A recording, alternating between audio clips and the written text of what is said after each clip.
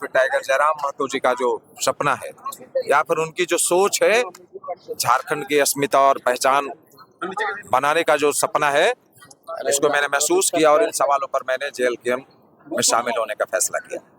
रुझान में क्या लगता है किसको समर्थन मिल रहा है? पूरे विधानसभा क्षेत्रों में युवाओं के चेहरे की जो चमक है इस बात की ओर इशारा करती है कि टाइगर जयराम बड़कागांव विधानसभा क्षेत्र में भी आने वाला है। आपका मुख्य उद्देश्य एजेंडा क्या काम करेगा? हम लोगों ने इन बातों को तीनों प्रखंडों के जो समस्याएं हैं उसमें एक नंबर में विस्थापन की समस्या को हम लोगों ने माना है।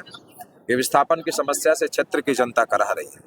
विकास को भी हम लोगों ने माना है कि लगातार 24 सालों से और अभी परिवारवाद का कब्जा 15 वर्षों से हमारे बड़कागांव विधानसभा क्षेत्र में है, लेकिन जब हम विधानसभा के सुदूर क्षेत्रों में जाते हैं तो विकास कोसों दूर नजर आता है।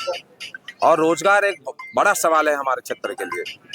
सरकार ने जो घोषणा किया है कि जिन क्षेत्रों में अगर कंपनियां जाएंगी रोजगार के अवसर पैदा होंगे, वहां के नौजवानों को, युवाओं को, विस्थापितों को और प्रभावितों को हम 75% वहां रोजगार मुहैया कराएंगे। लेकिन मेरा दावा है कि उन क्षेत्रों में जाकर देखने का प्रयास कीजिए कि 75% युवाओं को या उनके विस्थापितों को मिल सका, रोजगार मिल सका। और फिर जो सबसे बड़ी समस्या हम लोगों ने माना है कि गनमजुरवा जमीन का जो सवाल है कि मेरे क्षेत्र में खासकर तो पूरे राज्य का मामला है। बड़कागांव परिवर्तन होगा? परिवर्तन होगा, जबरदस्त परिवर्तन की लहर है। लोग चाहते हैं कि परिवारवाद से छुटकारा मिले और उसके बाद भी है कि जनता इसलिए जनप्रतिनिधि को चुनती है कि जाके भ्रष्ट हो जाए और अरबों रुपए की संपत्ति अरब जमा करे। जनता के सामने जनता के वोटों के आधार पर मौज मस्ती करने वाले लोगों की अब खैर नहीं है। अंबा प्रसाद और रोशन चौधरी को कैसे देख रहे हैं? अब ठीक है, हम लोग तो मान के चल रहे हैं कि अंबा प्रसाद सिटिंग MLA हैं और उनके साथ मेरा मुकाबला है।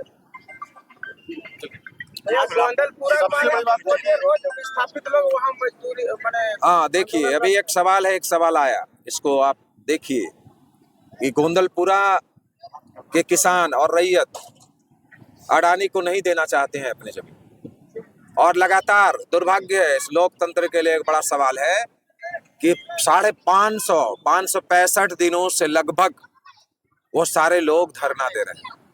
और हम समझते हैं कि हम आपके माध्यम से इन सवालों को उठाना चाहते हैं कि कोई भी तो सरकार का प्रतिनिधि उनसे बात करने का कोशिश करता कि इतने लंबे समय से माने 550 दिन से भी ज्यादा हो गए कि आखिर गोंदलपुरा बड़कागांव प्रखंड में गोंदलपुरा जगह है, वहां के लोग आखिर धरना क्यों दे रहे हैं, क्यों अपनी जमीन बचाना चाहते हैं, कौन उसके साथ आएगा।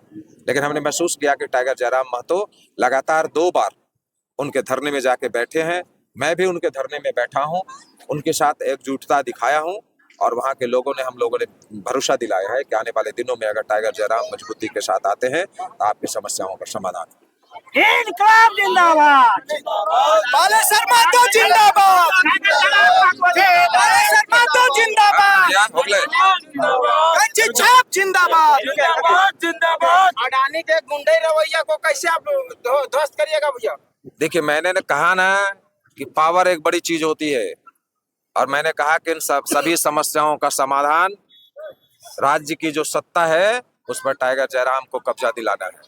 इस राज्य का मुख्यमंत्री टाइगर जयराम बनने के बाद आपके जो सवाल है, इस क्षेत्र के जो सवाल है, विस्थापितों के जो सवाल है, डेवलपमेंट के जो सवाल हैं, युवाओं के जो सवाल हैं, छात्रों के जो सवाल हैं, इन सभी समस्याओं का समाधान होगा। आज का काफिला जो था, जो बड़कागांव से लेकर के भुरकुंडा तक का जो काफिला था, वो देखने लायक था। क्या इस काफिला से क्या बदलाव हो पाएगा? देखिए, ये युवाओं को हमने कहा ना कि युवाओं के चेहरे की चमक है और युवा के चेहरे की जो चमक खत्म हो गई थी उसको वापस टाइगर जयराम महतो जी ने लाया है और आशा की बीज बोया है कि झारखंड का सुधार हो सकता है। टाइगर आने वाला है, युवाओं की सरकार बनने वाली है, आपके समस्याओं का समाधान होने वाला है। आपके क्षेत्र में पैसों का बरसात हो रहा, बांटा जा रहा है, वीडियो में देखे हैं, उसको कैसे रोकिएगा सर? ये तो जनता का फैसला है। जनता ने बोला है कि इस बार परिवारवाद से हम छुटकारा चाहते हैं, नई सरकार चाहते हैं, युवाओं की सरकार चाहते हैं।